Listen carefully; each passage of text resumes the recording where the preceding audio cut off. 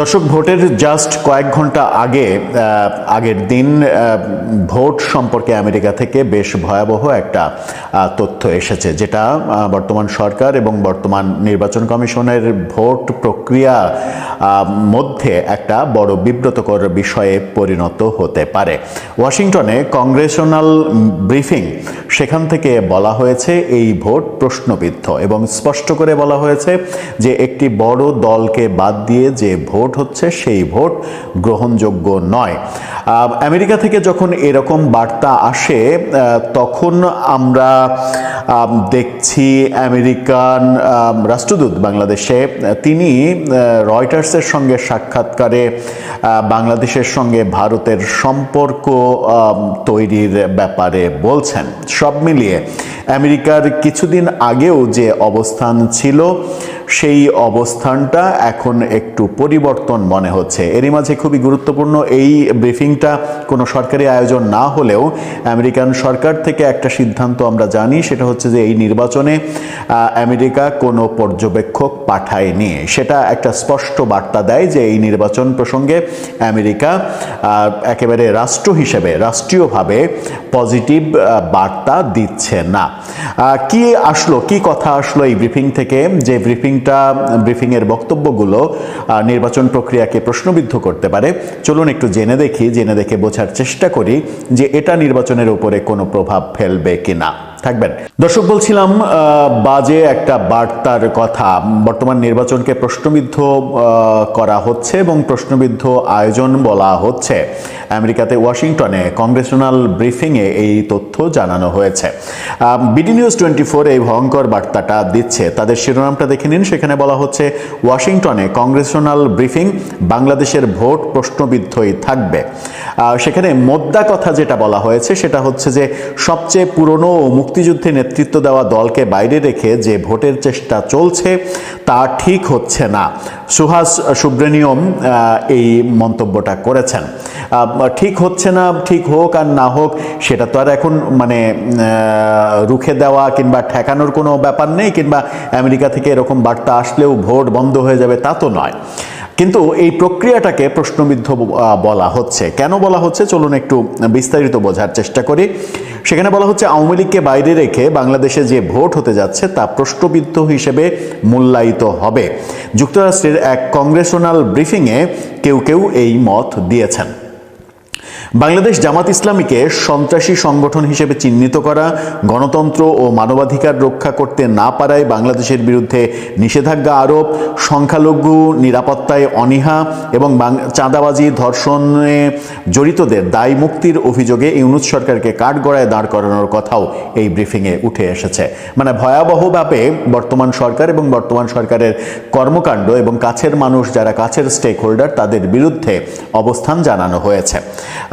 আবারও বলছি যে এটা কোনো সরকারি আয়োজন না, এটা একটা বেসরকারি আয়োজন। বেসরকারি আয়োজন করেছেও আওয়ামী লীগের পক্ষের লোকজনই, এবং সেই আয়োজনটা করে ইন্টারন্যাশনালি একটা বার্তা দেওয়ার চেষ্টা করা হয়েছে। বাংলাদেশের ত্রয়োদশ জাতীয় সংসদ নির্বাচনের আগে ক্যাপিটাল হিলে এই ব্রিফিংয়ের আয়োজন করা হয়। বাংলাদেশে ধর্মীয় সংখ্যালঘুদের বিরুদ্ধে সহিংসতা শিরোনামে হিন্দু অ্যাকশন ও coalition of Hindus of North America এই ব্রিফিংয়ের আয়োজন করে। অর্থাৎ হিন্দুদের সংগঠনের এই আয়োজন ছিল। এই আয়োজনের শুনানিতে জামাত ইসলামীকে সন্ত্রাসী সংগঠন ঘোষণা করে নিষিদ্ধের পক্ষে মত দেন ওয়াশিংটন ডিসি ভিত্তিক গবেষণা প্রতিষ্ঠান আমেরিকান এন্টারপ্রাইজ ইনস্টিটিউটের জ্যেষ্ঠ গবেষক মাইকেল রুবিন নিয়ে এর আগেও আমরা কথা বলেছিলাম।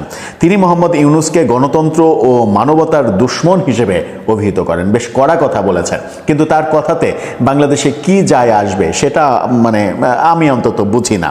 12 ফেব্রুয়ারি নির্বাচনের কোনো গ্রহণযোগ্যতা থাকবে না বলেও রুবিন মন্তব্য করেছেন। তিনি বলেছেন, ধর্মের দোহাই দিয়ে অন্যায়, অপকর্ম ও দুর্নীতির দায় থেকে রেহাই পেতে জামাত ইসলামী চেষ্টা করছে।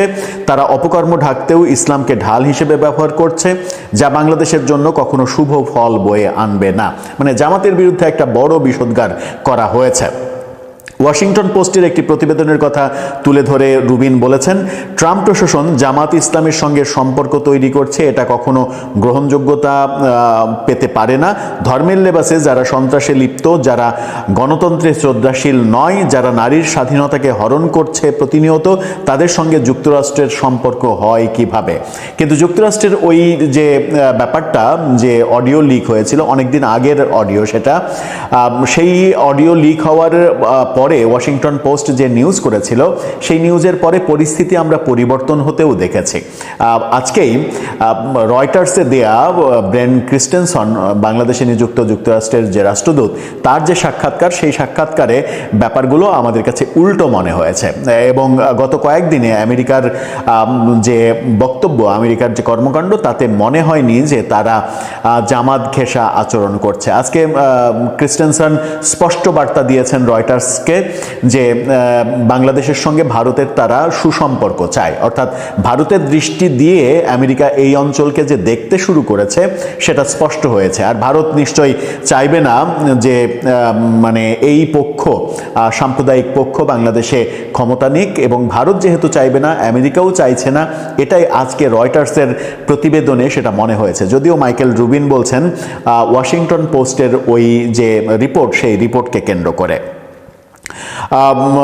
এ ব্যাপারে রিপাবলিক ও ডেমোক্রেটদের সঙ্গে একসঙ্গে কাজ করা উচিত বলে মন্তব্য করেছেন তিনি। বলেছেন, ৭১-এর পরাজয়ের প্রতিশোধ নিতে জামাত ইসলামের সহযোগী হয়েছে মোহাম্মদ ইউনূস। মানে মোহাম্মদ ইউনূস, প্রফেসর ইউনূস সম্পর্কেও বিষোদ্গার করা হয়েছে, যেটা কতটা মানে সত্য, কতটা যুক্তিযুক্ত, সেটা নিশ্চয়ই দর্শক আপনারা বিবেচনা করবেন। আলোচনায় অংশ নিয়ে রিপাবলিক কংগ্রেসম্যান মিশিগানের টম ব্যারেট তিনি বলেছেন, ইসলামিক চরমপন্থীরা দেশে দেশে অস্থিরতা তৈরি করছে, ওদের কবল থেকে মানবতা রক্ষায় যুক্তরাষ্ট্র সরব রয়েছে। অর্থাৎ কংগ্রেসম্যান টম ব্যারেট তিনি মাইকেল রুবিনের অভিযোগ প্রত্যাখ্যান করেছেন।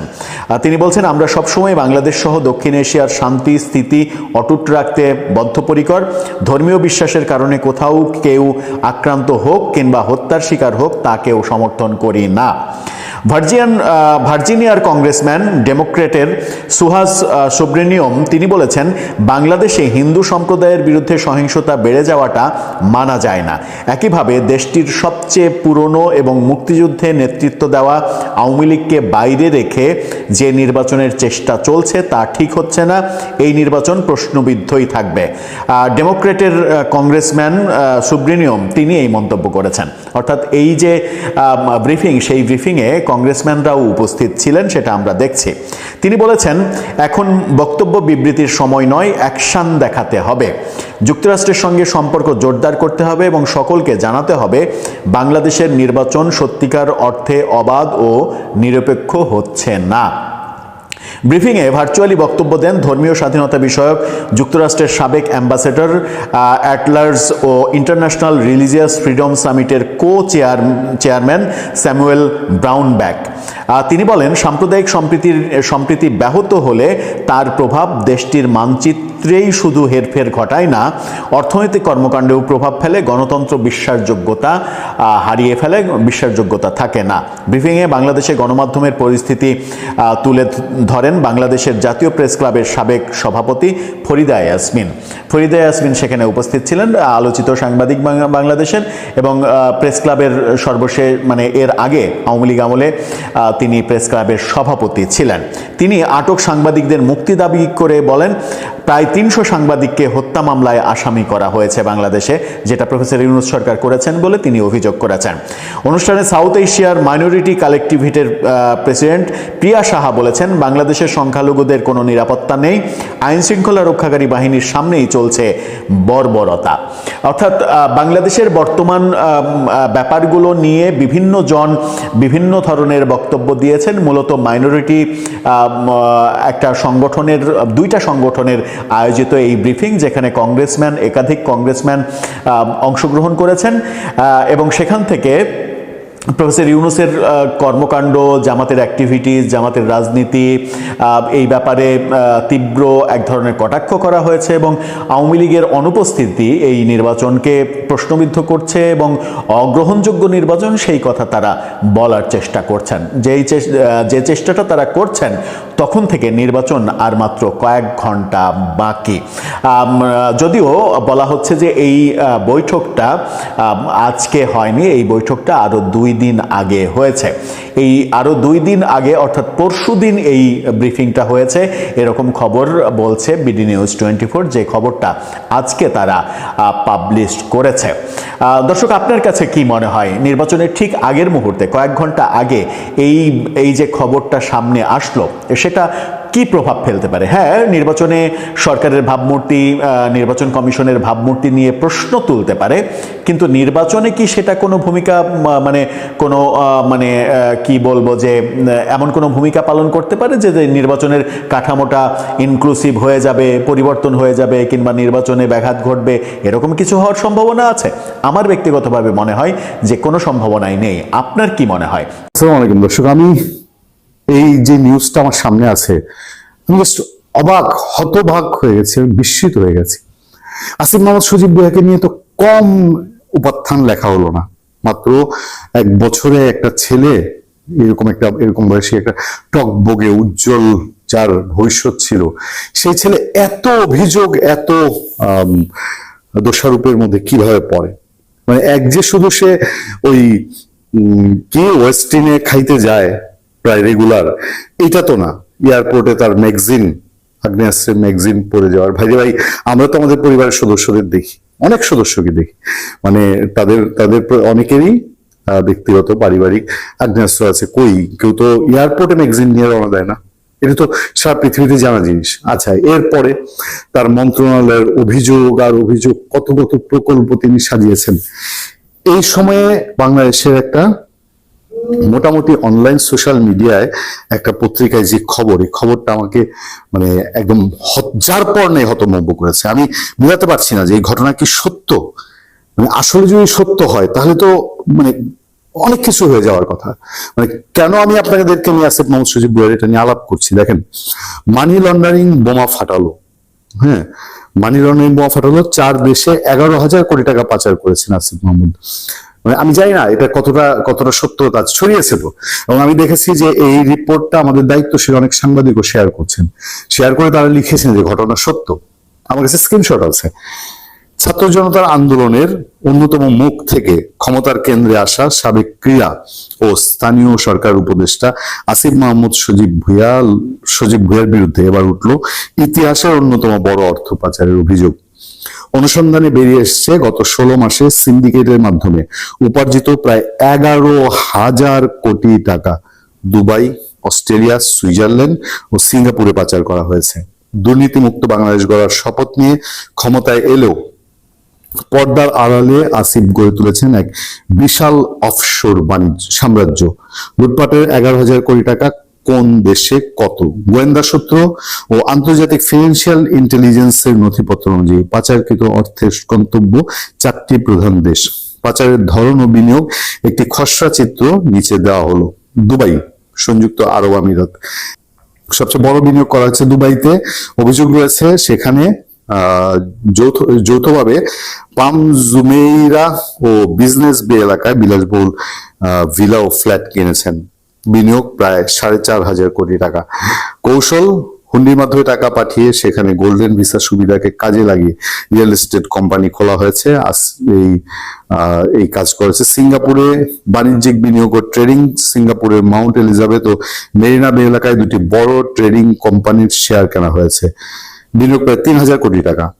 তারপর অস্ট্রেলিয়া সেকেন্ড হোম ও হোটেল ব্যবসায় আসিফ মাহমুদের পরিবারের সদস্যদের নামে সিডনি ও মেলবোর্নে একাধিক বাড়ি কেনার অভিযোগ পাওয়া গেছে। বিনিয়োগ 2,000 কোটি টাকা। আর ক্ষমতা পালাবদল হলে নিরাপদ আশ্রয় নিশ্চিত করা সিডনির উপকণ্ঠে একটি 3 তারকা মানের হোটেল কেনার প্রক্রিয়া চলছে বলে জানা গেছে। সুইজারল্যান্ডে গোপন ব্যাংক অ্যাকাউন্টে সুইজারল্যান্ডের জুরিক ভিত্তিক একটি ব্যাংকে শেল কোম্পানির নামে বিপুল অর্থ গচ্ছিত রাখা হয়েছে। টাকার উৎস এই আসিফ সিন্ডিকেটের আয়ের পথ অনুসন্ধানে জানা গেছে এই 11,000 কোটি টাকার মূল 3টি প্রধান খাত থেকে এসছে। সেগুলো মেগা প্রজেক্ট কমিশন থেকে, নিয়োগ ও বদলি বাণিজ্য থেকে, ঠিকাদারি নিয়ন্ত্রণ থেকে। আর সেই ক্ষেত্রে বিদেশে টাকা পাঠানোর জন্য ভুয়া এক্সপোর্ট ইম্পোর্ট কোম্পানি খোলার কাগজপত্র যৌথভাবে দুবার বিনিয়োগের মাধ্যমে করা হচ্ছে। এখানে ইন ডিটেল এপিএস মোয়াজ্জেম সম্পর্কে কথা আছে। সচিবালয়ে বসে ডিল ফাইনাল করতেন এপিএস মোয়াজ্জেম। ট্রান্সপারেন্সি ইন্টারন্যাশনাল বাংলাদেশের সাবেক এক কর্মকর্তা নাম প্রকাশ না করার সূত্রে বলেন, বিপ্লব পরবর্তী সময়ে এমন নজিরবিহীন দুর্নীতি জাতির সঙ্গে বিশ্বাসঘাতকতা। 11,000 কোটি টাকা পাচার মানে দেশের অর্থনীতি মেরুদণ্ড ভেঙে দেওয়া। যদি দুবাই ও সিঙ্গাপুরে তাদের এই সম্পদের প্রমাণ মেলে, তবে আন্তর্জাতিক মানি লন্ডারিং আইনে তাদের বিচার হওয়া উচিত। বিমানবন্দরের পিস্তলে ম্যাগজিন কেলেঙ্কারি নিয়ে যে বিতর্কের শুরু, তা আজ 11,000 কোটি টাকা পাচারের বিশাল মহিরুহে পরিণত হয়েছে। আসিফ মাহমুদ এই দুবাই সিন্ডিকেট উন্মোচিত হওয়ার পর জনমনে প্রশ্ন, সংস্কারের নামে তবে কি শুধুই ক্ষমতা ও সম্পদের হাত বদল হয়েছে? সূত্র আজকের কণ্ঠ ফেসবুক পেজ। আমি জানি না, এই আজকের কণ্ঠ ফেসবুক পেজ অনেক সময় অনেক বোম ফাটায়, এই বোমটা তারা ফাটিয়েছে। এখন যদি এটা সত্য হয়ে থাকে, তাহলে তো দ্রুত সরকারের একটা ব্যবস্থা নেওয়া উচিত। আর যদি মিথ্যা হয়ে থাকে, আসিফ মোহাম্মদ সজীব ভুঁইয়া নিশ্চয় মিথ্যা, যদি মানে এটা আসিফ মোহাম্মদ সজীব ভুঁইয়ার কোর্টে এখন বল, তাকে প্রমাণ করতে হবে যে এটা মিথ্যা। কারণ এই ধরনের একটা কাণ্ড হয়ে থাকলে বাংলাদেশে, দেখেন বাংলাদেশের ক্ষমতা বদল হলে কি না হয়। আজকে আওয়ামী লীগের উপরে যে স্টিম রোলার চালানো হয়েছে, এই স্টিম রোলার চালাতে গিয়ে ঘটনা কি ঘটেছে জানেন? যে লুটপাট যে হয়েছে আওয়ামী লীগ সময়ে ব্যাংকে বা সরকারি কেনাকাটায় দুর্নীতি হয়েছে, এই দুর্নীতি কিন্তু অনেকটা চাপা পড়ে গেল। এই দুর্নীতি আর এখন বিচারের কথা আওয়াজ হয় না, বরঞ্চ তাদের উপরে যে অত্যাচার নির্যাতন হয়েছে সেগুলোর জন্য তাদের প্রতি সিম্প্যাথি তৈরি হয়ে গেছে। কারণ আসিফ মাহমুদ সজীব ভুঁইয়াকে 1-1.5 বছর 2 বছর পার হলে পরে মানুষ সেগুলো ভুলে যাবে। আর এইভাবে আমাদের দেশটা দিনকে দিন ফোটা হয়ে যাবে, আমরা শুধু তাকিয়ে তাকিয়ে দেখবো। এগুলো কোনো বিচারের আওতায় আসবে না। এই সরকারের উপদেষ্টাদের 8 জন উপদেষ্টার দুর্নীতির খতিয়ান বিএনপি চেয়ারপারসন তারেক রহমানের পিএস সত্তার সাহেবের কাছে আছে বলে তিনি নিজে দাবি করেছিলেন। বিএনপি যদি ক্ষমতায় আসে, তারা কি সেই ফাইল চালু করবে, নাকি ভেতরে ভেতরে কোনো এমন অ্যারেঞ্জমেন্ট হয়েছে যে এদেরকে ইন্ডেমনিটি দেওয়া হবে, এদেরকে মুক্তি দেওয়া হবে, এরা আর কেউ ধরাছোঁয়ার মধ্যে থাকবে না? সবচেয়ে বড় জিনিস যে ক্ষমতার পালা বদলের সঙ্গে সঙ্গে লোকগুলো যদি বিদেশ চলে যায়, তাহলে এই দেশ মানে সব লুটেপুটে লুটেরার দলের হাতেই চলতে থাকবে। ভালো থাকবেন, সুস্থ থাকবেন।